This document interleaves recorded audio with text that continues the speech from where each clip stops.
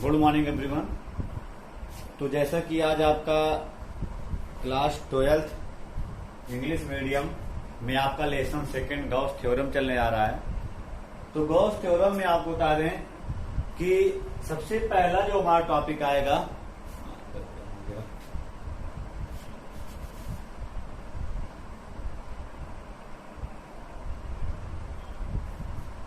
तो Gauss theorem में आपका लेसन सेकंड है 12th इंग्लिश मीडियम में आपका गॉस थ्योरम काफी इंपॉर्टेंट आपका लेसन, मतलब क्लास 12th बोर्ड एग्जाम के लिए काफी इंपॉर्टेंट लेसन है। तो गॉस थ्योरम में जो सबसे पहला टॉपिक हमारा आता है, गॉस थ्योरम में सबसे पहला टॉपिक हमारा है इलेक्ट्रिक फ्लक्स। सबसे पहला टॉपिक हमारा क्या होता है? Electric flux. इलेक्ट्रिक फ्लक्स क्या है पहले आपको बता दें, उसके बाद इसके डिफिनेशन आपको लिखवा दें। तो इलेक्ट्रिक फ्लक्स जैसे अगर इलेक्ट्रिक फील्ड में जैसे कोई इलेक्ट्रिक मान लीजिए आपका पूरा इलेक्ट्रिक फील्ड है, व्हाइट बोर्ड हमारा क्या है? इलेक्ट्रिक फील्ड है। और इलेक्ट्रिक फील्ड में आपका कोई जो है सरफेस आपका अगर है, तो हम मान लें कि आपका एक इलेक्ट्रिक फील्ड है पूरा, इसमें आपका एक सरफेस है। तो उस सरफेस से जो इलेक्ट्रिक लाइन होती है, जितनी इलेक्ट्रिक लाइन जो है उस सरफेस से पास होगी, उसी को हम क्या कहते हैं? इलेक्ट्रिक फ्लक्स कहते हैं। यानी इलेक्ट्रिक फील्ड में अगर कोई सरफेस है तो उससे पास होने वाले इलेक्ट्रिक लाइन का जो मेजर होता है, उसको मेजर करने पे जो वैल्यू आती है इलेक्ट्रिक लाइन की, वही हमारी क्या कहलाती है? इलेक्ट्रिक फ्लक्स कहलाती है। तो चलिए इसकी डिफिनेशन देखते हैं। इसकी डिफिनेशन क्या है? तो इसकी डिफिनेशन लिखेंगे इलेक्ट्रिक फ्लक्स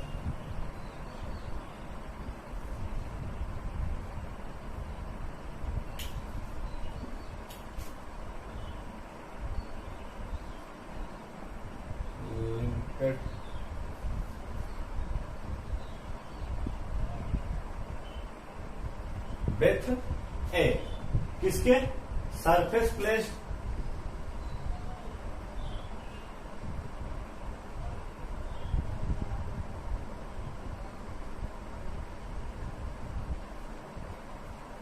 कहां पर? In an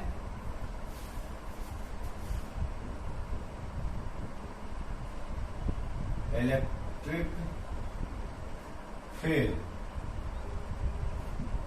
is measured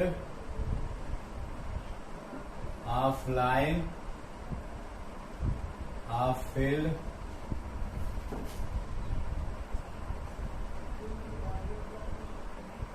passing through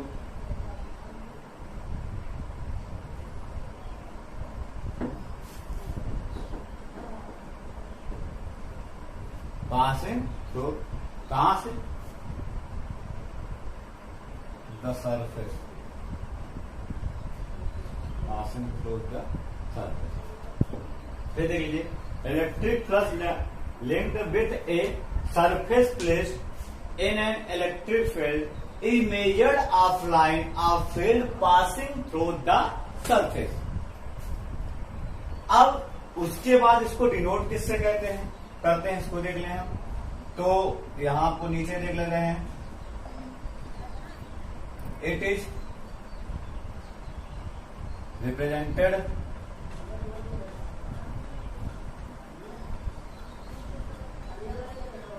bye phi. इसको हम किससे डिनोट करते हैं? फाई ई से। तो एक बार फिर से इलेक्ट्रिक फ्लक्स का डिफिनेशन आप देख लीजिए। तो electric flux linked with a surface placed in a electric field is measured of line of field passing through the surface. It is represented by phi E. उसके बाद इसकी एक और डिफिनेशन है, दूसरे डिफिनेशन देख लेते हैं क्या आपका। दूसरी डिफिनेशन आपको बता दें कि इलेक्ट्रिक फ्लक्स यहां पर देख लीजिए, क्योंकि ये तो आपको अगर फार्मूला कैसे बनाएंगे उसके लिए दूसरी डिफिनेशन हमारी क्या है? Electric flux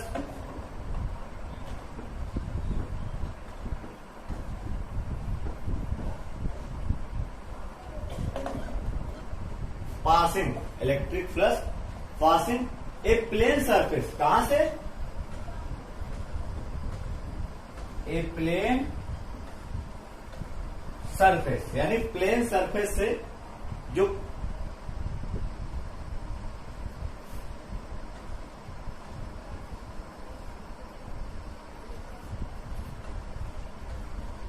in uniform electric field, uniform electric field is equal two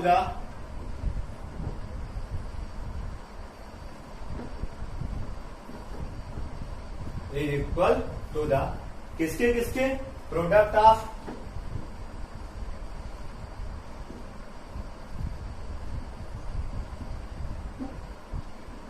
of electric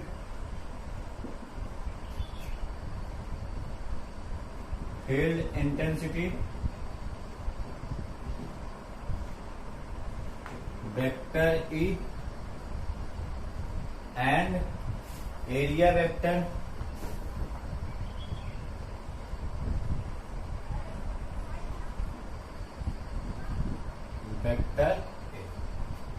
क्या कह रहा है, electric flux passing a plane surface in uniform electric field is equal to the product of electric field intensity and area vector.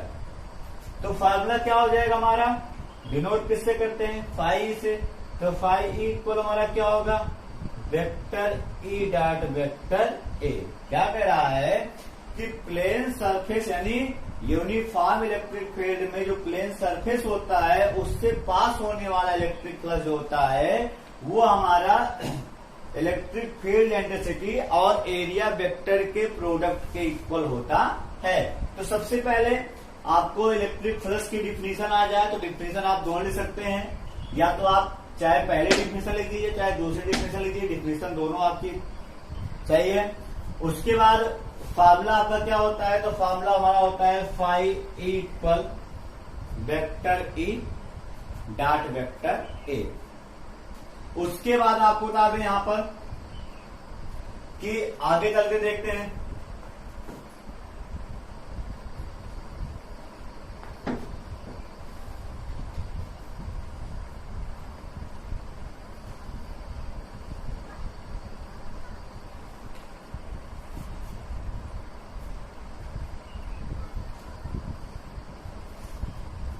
तो formula आपका हो गया। Formula का कौन सी क्वांटिटी देख लें, तो ये आपकी जो होती है इसको नोट में लिख दे रहे हैं हम,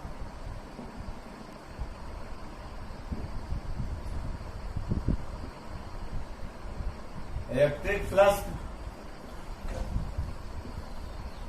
इज ए कौन सी क्वांटिटी है, वेक्टर क्वांटिटी है। इलेक्ट्रिक फ्लक्स कौन सी क्वांटिटी है आपकी, वेक्टर क्वांटिटी है।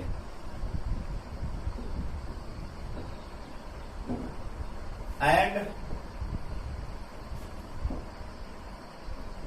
It's SI unit, SI unit हमारी क्या है, एसआई यूनिट हमारी है न्यूटन मीटर स्क्वायर प्रति कूलम। कैसे देख लेते हैं।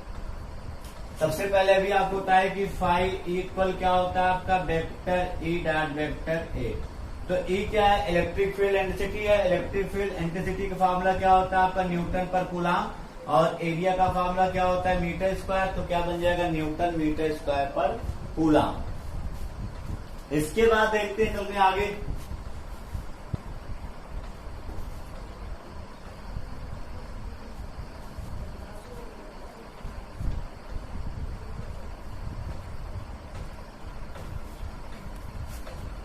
अब आपका आ जाए यहाँ पर नोट नंबर फर्स्ट देख लें, इसकी आपकी कई कंडीशन बनेगी।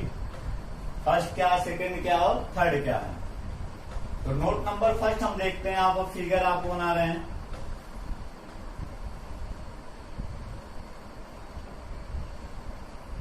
ये हमारा यूनिफॉर्म इलेक्ट्रिक फील्ड है।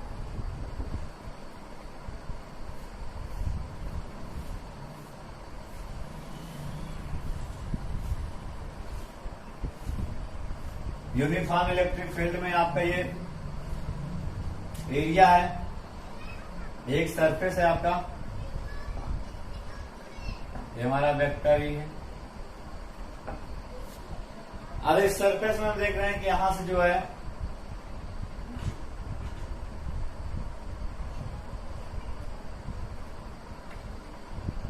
आपकी रेखाएं जा रही हैं, लाइन जा रही है यहां से,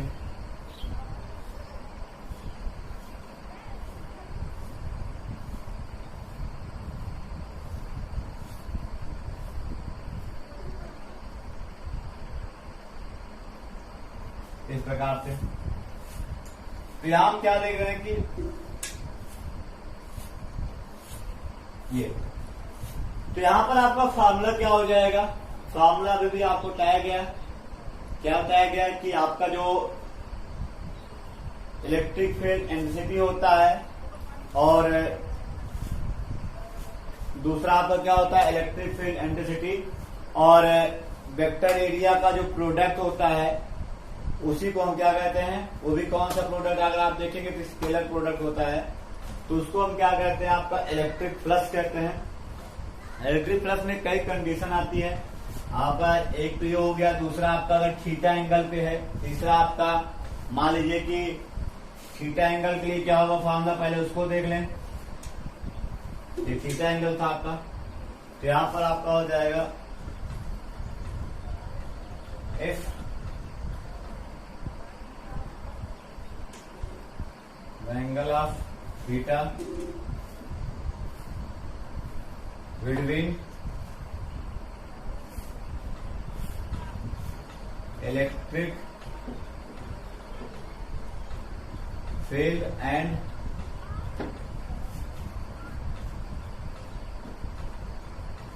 surface, f the angle of theta between electric field and surface. Then अगर हम बता दें अगर इलेक्ट्रिक फील्ड और सरफेस के बीच का एंगल आपका क्या है, थीटा है, तो फाई इक्वल क्या हो जाएगा आपका वेक्टर ई और डॉट वेक्टर ए था, तो वेक्टर ई डॉट वेक्टर ए का फॉर्मूला क्या होता है, ई ए कॉस थीटा। अगर आपका एंगल मतलब इलेक्ट्रिक फील्ड और सरफेस के बीच का एंगल थीटा हो तो फाई इक्वल क्या होता है, ई ए कॉस थीटा। अब यहां से आपकी कई कंडीशन बनती है, ई ए कॉस थीटा कंडीशन कितना बनेगा देखते हैं इसको हम। तो कंडीशन के लिए आपका आ जाते हैं आगे, तो हम देख रहे हैं कि यहाँ पर कई कंडीशन बन रही है, नोट नंबर सेकंड देखते हैं। फर्स्ट कंडीशन क्या है, फर्स्ट कंडीशन आपका है इफ, यहां पर आप देख लीजिए फॉर्मूला लिख दे रहे हैं ई ए कॉस थीटा, क्या लिख दिए हम, ई ए कॉस थीटा। अब ये कॉस थीटा के लिए आपको कितनी कंडीशन बन रही है, फर्स्ट आप देखिए, जैसे ये आपका है इलेक्ट्रिक फील्ड है,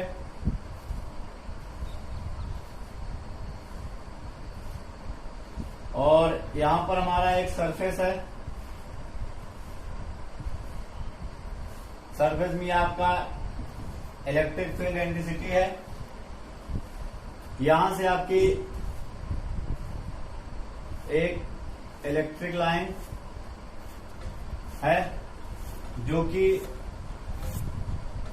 किस एंगल पे जा रही है, थीटा एंगल पे जा रही है, या इसको ना देखकर हम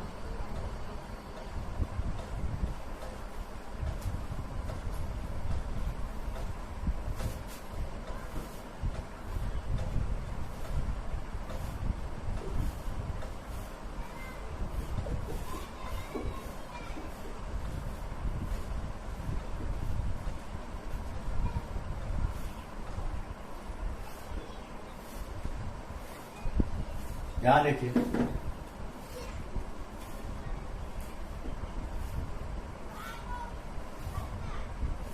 तीन कंडीशन बनेगी। पहले क्या होगी, पहली आपकी होगी कि ये जो है इसके परपेंडिकुलर रहेगा इलेक्ट्रिक फील्ड के, यानी 90 डिग्री। दूसरा आपका थीटा एंगल पे रहेगा और तीसरा आपका भी थीटा एंगल पे रहेगा। अब तीनों के लिए कंडीशन क्या होगी देख लेते हैं। तो if theta is less than 90 degree, यानी जब थीटा की वैल्यू 90 डिग्री से कम हो तब क्या होगा। अगर theta is less than 90 degree तो हम जानते हैं कि जो कॉस थीटा होगा, आपको पता होगा कि कॉस थीटा की वैल्यू हमारी क्या होती है।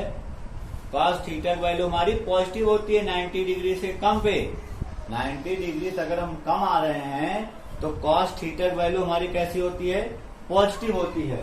तो कॉस थीटा हमारा क्या हो जाएगा यहाँ पर, पॉजिटिव।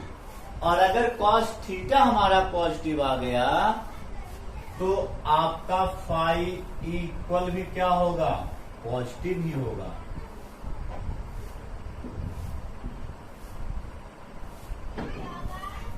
दूसरी कंडीशन हम देखते हैं, if theta equal 90 degree cos theta equal 0, cos 90 की वैल्यू क्या होती है आपकी, 0 होती है। और अगर cos थीटा हमारा 0 हो गया तो आपको लिखवाएं यहाँ पर कि फाई ई बराबर क्या होता है, ई ए cos थीटा। तो cos थीटा 0 पूरी वैल्यू क्या हो जाएगी, 0 हो जाएगी। यानी आपको फाई ई इक्वल कितना आ जाएगा, आपका 0 आ जाएगा। उसके बाद थर्ड कंडीशन हम देखते हैं। थर्ड कंडीशन हमारा है theta is greater than 90 degree. तो 90 डिग्री से अगर हम एबव जाते हैं तो cos थीटा हमारा कैसा होता है, निगेटिव होता है। अगर cos थीटा हमारा निगेटिव हो गया तो फाई ई भी हमारा क्या होगा, वो निगेटिव होगा। इसको आप ध्यान रखना, मेन आपका 1 नंबर के लिए काफी इंपॉर्टेंट है। सबसे पहले फिर बता दे रहे हैं कि इलेक्ट्रिक फ्लक्स क्या है। तो इलेक्ट्रिक फ्लक्स की 2 डिफिनेशन है। जैसे इलेक्ट्रिक फील्ड में कोई सरफेस है तो उससे जो इलेक्ट्रिक लाइन निकलती है उसी को हम क्या कहते हैं, इलेक्ट्रिक फ्लक्स कहते हैं। नंबर ऑफ इलेक्ट्रिक लाइन या मेजर्ड इलेक्ट्रिक लाइन जो होता है हमारा क्या कहलाता है, इलेक्ट्रिक फ्लक्स कहलाता है। और दूसरी डिफिनेशन क्या है कि इलेक्ट्रिक फील्ड इंटेंसिटी और एरिया वेक्टर का जो प्रोडक्ट होता है उसी को इलेक्ट्रिक फ्लक्स कहते हैं। किससे डिनोट करते हैं, फाई ई से डिनोट करते हैं। फार्मूला क्या होता है, फाई ई इक्वल फार्मूला होता है हमारा वेक्टर ई डॉट वेक्टर ए।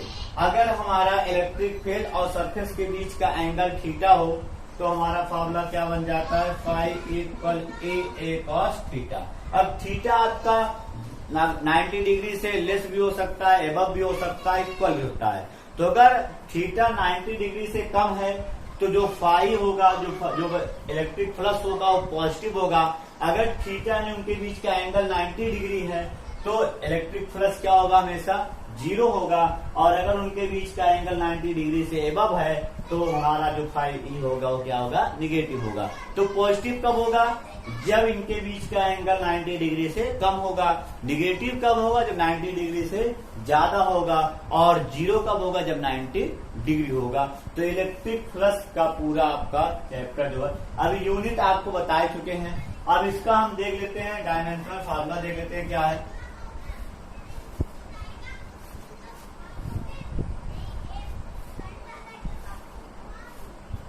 देखते हैं इसका डायमेंशनल फार्मूला क्या है हमारा।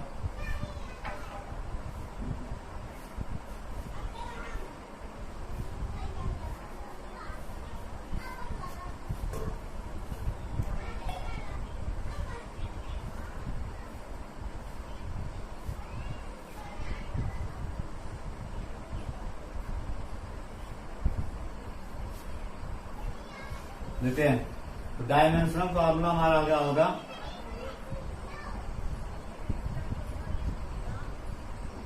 डायमेंशनल फार्मूला हम निकाल लेते हैं। सबसे पहले फाई ई इक्वल क्या है हमारा, ई ए कॉस थीटा। यहाँ पे इलेक्ट्रिक फील्ड इंटेंसिटी है, इसका यूनिट क्या बताया थे, न्यूटन मीटर स्क्वायर पर कूलम। न्यूटन मतलब फोर्स, फोर्स का डायमेंशन क्या होता है, T-2। मीटर स्क्वायर का आपका हो जाएगा A2 अपान में इसका होता है AT इलेक्ट्रिक चार्ज का। ए से स्क्वायर कैंसिल हो जाएगा, ऊपर जाएगा बाकी सब। तो ML T-3 हो जाएगा और A हो जाएगा, हो जाएगा ML T-3